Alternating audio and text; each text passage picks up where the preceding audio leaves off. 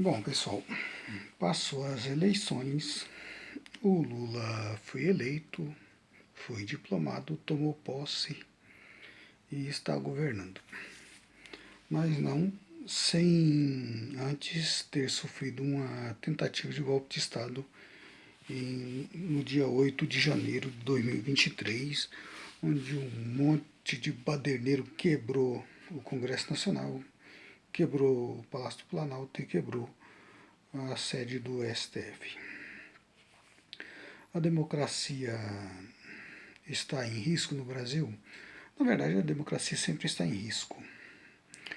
E existe um desapego da população comum, do cidadão comum, que não entende a democracia em termos abstratos, como é colocado aí na imprensa. E esse cidadão, ele acredita que o problema é justamente a democracia, e por isso pedem um golpe de Estado.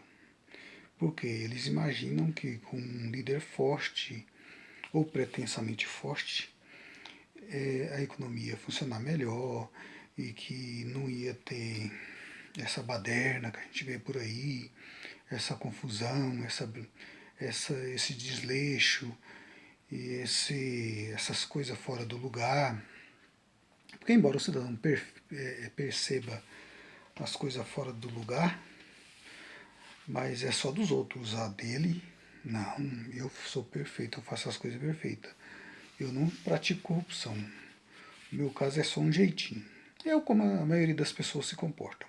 Embora elas reprovem a corrupção dos ditos políticos, mas apoiam certas corrupções, até admiram outras, igual esta das lojas americanas. Tem gente que admira esses caras aí. E o cara dava um desses grandes acionistas aí da tal lojas americana ficava dando lição de moral que o Brasil nunca ia ser um dos Estados Unidos, por exemplo. Eu não sei porque essa galera ama tanto os Estados Unidos. Os Estados Unidos está indo para breca. Mas enfim, isso é outro debate. E que o Brasil jamais ia ser um dos Estados Unidos, que é o paradigma de coisa boa para essa gente. Embora, lógico, os Estados Unidos tem muita coisa interessante, mas é interessante que o pessoal admira justamente o que os Estados Unidos têm de ruim, não o que os Estados Unidos têm de bom. Bom, enfim, o cara dizia que o Brasil jamais seria um dos Estados Unidos, porque é da corrupção, o Brasil é um país do coitadismo e tal e tal. E aquela conversa cretina que a gente escuta por aí sempre,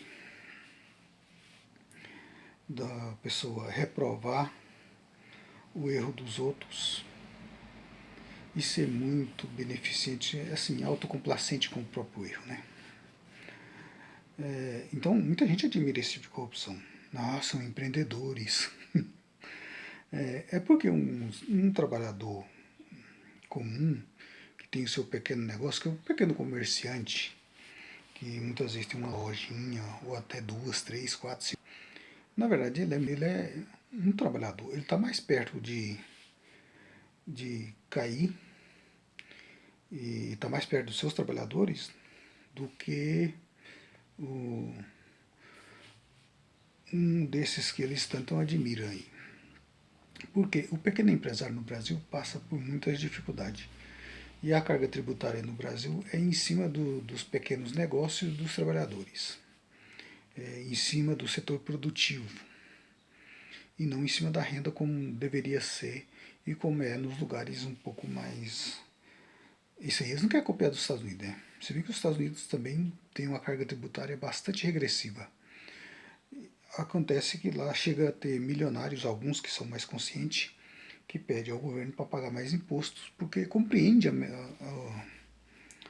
a necessidade de se pagar tributos. Enquanto no Brasil, não. Se admira os que sabem sonegar. E também a carga tributária brasileira é pesada em cima da produção e tem empresas que têm departamento só para pagar imposto. Olha só, que coisa maluca. Isso sim, isso precisa ser revisto no Brasil. Só que a carga tributária brasileira ela está em cima, basicamente em cima de pobre e de classe média. Por isso ela é tão pesada. E qualquer anúncio de reforma tributária ou falasse em aumentar a carga tributária, que seria para as partes mais altas das pirâmides, e a classe média, que é idiota, mas pensa que é muito inteligente, se volta contra porque ela imagina que vai ser a carga tributária para cima dela, ou às vezes até compreende que não é para cima dela, mas é para cima do que está acima dela. E como ela quer chegar lá em cima, ela quer chegar lá e não ter essa carga tributária. Embora o mais provável é que ela caia para baixo do que suba. Porque o sistema, apesar da aparência, na verdade não é nem uma aparência, o sistema a gente vê que ele é totalmente. É como você jogar. Eu vi um economista falando isso, é como você jogar a bola com o campo escorrendo para um lado. E, mas a pessoa não está nem aí, não, mas eu quero que permaneça assim mesmo com esse sistema todo injusto, porque eu vou chegar lá. De cada 1000, não chega um, na verdade. Ele chega, às vezes, pode chegar nos patamares médios, onde ele poderia reivindicar uma carga tributária inferior para essas classes médias e para pobre, em troca de um aumento da carga tributária nas camadas superiores. Aí ele não quer, não só redução de impostos. Sim, quem gostaria, quem não gostaria, né, ter só redução de imposto. O problema é que o Estado tem uma série de obrigações que ser cumpridas, que é feito com os impostos. E aí precisa, para diminuir a carga tributária mais do que justa e mais do que necessária para a classe média e para a pobre, e até as camadas médias das empresas, e até as grandes empresas em algumas situações, é preciso transferir a carga tributária da produção, dos negócios, das empresas, para a renda final. E o Brasil, ao lado da Estônia, me parece que é o único país do mundo que não cobra impostos sobre dividendos. Ou seja, o cara retira o dinheiro. Se ele deixar o dinheiro da empresa, ele vai ser tributado. Se ele retira o dinheiro, ele não é tributado. Totalmente na contramão, quando tinha que ser justo o contrário. A pessoa deixar o dinheiro na empresa para não ser tributado, que é o que acontece pelo mundo afora, mas o Brasil é de cabeça para baixo em algumas coisas. Então, são várias situações que levam o cidadão comum a acreditar que a democracia não funciona. E, de fato, a democracia tem deixado muito a desejar. Agora, ruim com ela, talvez seja pior sem ela. Porque a China está crescendo muito, é uma ditadura, em que o Estado controla a economia, sobretudo a economia financeira, mas o dia que a China abrir para o mercado de capitais, vai ser destruída. Porque a democracia ocidental está sendo destruída pelo sistema financeiro internacional, que já não é de um país só. Está baseado na Inglaterra e nos Estados Unidos, mas é um sistema internacional. E esse sistema está caindo de podre, absolutamente podre. E com isso e com ele está levando também a democracia. Daí uma grande parte da população, não só no Brasil, a extrema direita ganhou na Itália, em plena Europa. A extrema direita ameaça ganhar na França. Macron ganhou por pouco, se bem que Macron talvez não seja nem melhor do que Le Pen também, mas enfim, esse é o debate. O fato é que a democracia está perdendo créditos pelo mundo. E em regiões do Oriente Médio, algumas partes da Ásia, ela nunca esteve. Então, por exemplo, o caso da China, que os norte-americanos acreditavam que os chineses, quando enriquecessem, iam querer mais liberdade. Mas que tipo de liberdade? A liberdade de poder sair usando a internet à torta direita e estar exposto e ser manipulado, como acontece no resto do mundo?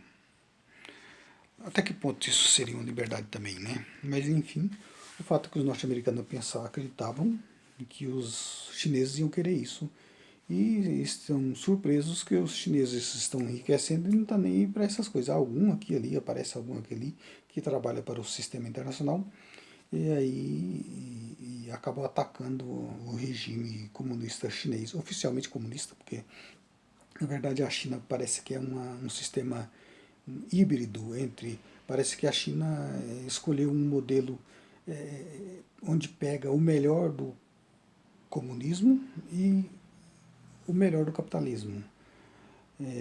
Tem gente que vai dizer que o comunismo não tem nada de bom, mas se a pessoa tivesse de noção de juízo, ela ia ver que o comunismo poderia salvar a humanidade.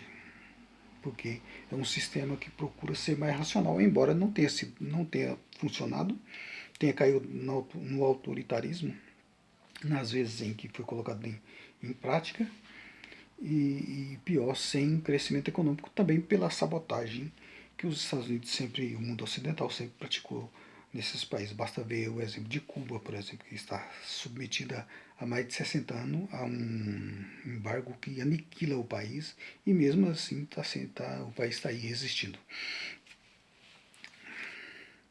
Mas o fato é que a China, por exemplo, eu vi um documentário na RT em espanhol, que é a emissora russa que transmite em árabe, inglês, espanhol, em vários idiomas. E eu acompanho a RT em espanhol há mais de 10 anos. E eu vi na RT um documentário sobre a China. Eles falando sobre a China, que o governo chinês resolveu erradicar a miséria no país e pegava o governo, o aparato estatal ia nas regiões mais pobres do país e descobria o que aquelas pessoas pobres daquela região sabiam fazer. E aí, com tudo isso levantado, o próprio governo financiava as atividades desse pessoal. Isso é uma forma de inteligente de incluir, porque o cidadão incluído ele passa a consumir e aí potencializa o, o consumo, porque o capitalismo precisa de consumidores. Aliás, foi isso que fez com que os ingleses defendessem o fim da escravidão lá por 1800 e alguma coisa, ou 1700 e alguma coisa. E o que o empresariado brasileiro de hoje não entende, né? Ele acha, por ele, voltaria à escravidão, porque ele quer economizar muito ali na folha de pagamento, mas se esquece que se o povo não tem renda, ele não vai vender, porque a maioria dos empresários vive de vender produtos. Em alguma medida, em algum momento você vai ter que vender alguma coisa se você mexe com o negócio. E se o seu cliente tem dinheiro, você consegue vender. Se ele não tem dinheiro, não vende. É uma conta básica de padaria que o povo não sabe fazer. Se não é por generosidade que o pessoal viva melhor, que seja por egoísmo, você vai vender mais. Mas não, defende um sistema que retira todo o dinheiro da galera e o povo não consome. Bom, eu fiz uma pequena salada aí, né? Mas o fato é que a China não é democrática e está crescendo. Isso porque o modelo ocidental destruiu a democracia. Por isso existe o povo está muito descrente com a democracia. Por isso a gente vê tanta gente, por exemplo, o pessoal aí é uma loucura, mas o pessoal acredita que Bolsonaro fosse defender a liberdade. Olha só, e isso a pessoa fala isso sem fumar uma maconha, sem fumar nada, sem beber nada, sem nada, nada, sãozinho. Porque já chegou à conclusão de que a democracia é uma conversa fiada, é uma mentira e que não existe. E que seria melhor ter um ditador. E não é um ditador qualquer, não é um ditador chinês como Xi Jinping, é um ditador Bolsonaro. Porque ele conseguiu despertar a veia da irracionalidade e autoritarismo que repousa nas pessoas. A maioria das pessoas tem um autoritário interno. E ele soube capitalizar muito bem isso. Tanto é que muita gente por aí pedindo golpe de Estado e está falando, está defendendo a liberdade. Olha que contradição. Isso aí é um desconhecimento total de como funciona a vida, né? O que no Brasil está bastante estendida a ignorância. A pessoa tem orgulho de não compreender nada, mas de ter a opinião e querer impor a opinião, que é essa, porque uma ditadura nos iria impor a maior parte da população uma situação ainda mais difícil, né? E eles falam, curiosamente, que está defendendo a liberdade. Ele fala da ditadura chinesa, que a ditadura chinesa não permite acesso à internet, que não sei o que, não sei o que. Mas existe uma explicação porque o governo chinês proíbe a internet, eles têm a própria internet deles lá. É para evitar as revoluções coloridas, né? Que o governo dos Estados Unidos, que usa a internet como uma arma de guerra, assim como ele usa o dólar, que o governo dos Estados Unidos promova as revoluções, as chamadas revoluções coloridas, que quando se detecta insatisfações internas do país, sempre vai ter insatisfações, e pega essas insatisfações das pessoas internas que tem nos países e busca dividir essa sociedade, né? E um país dividido, ele fica enfraquecido. E foi o que aconteceu conosco, né? A partir de 2013 no Brasil, o Brasil sofreu essa cisão, essa divisão entre esquerda e direita, assim, que é um conceito já, inclusive, até ultrapassado, na minha opinião. Mas, enfim, isso aí só serve para a galera brigar e, e dividir o país. E essas revoluções coloridas, elas buscam cisões internas nos países para dividir.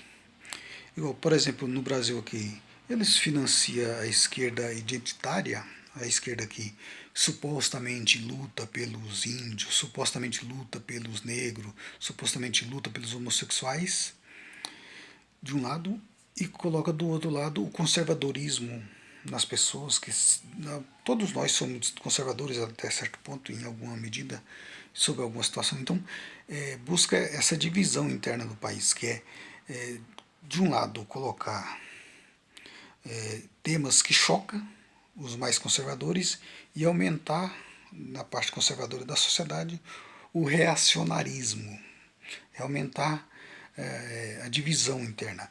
E isso é o que tem feito. Por isso que a gente temos visto aí essa briga aí. Tem gente que acredita que Bolsonaro é o Deus absoluto e o Lula, por outro lado, é o Deus absoluto. Obviamente que qualquer pessoa que tem alguma noção, não precisa nem ser de esquerda, independente de. Se ela pensa um pouquinho, ela vai ver que o Lula é muito melhor do que o Bolsonaro.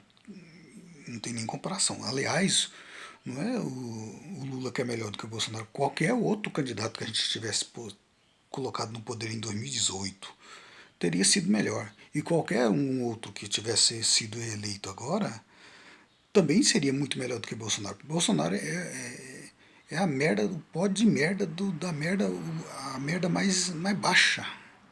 Por quê? Porque além dele ser autoritário, ele é absurdamente incompetente, irresponsável. A gente viu isso acontecendo aí. E ele foi muito útil para esse sistema que causa divisão nos países, porque ele fomentou a cisânia no país. Aí fala, mas a esquerda. A gente escuta algumas pessoas falar assim, esquerdista, qualquer um que não seja imbecil já é taxado de esquerdista. Basta pensar um pouquinho, não precisa ser gênio. Aí já taxa como esquerdista, comunista. A pessoa não sabe nem o que é comunismo, não sabe de nada. E vai. Só tem.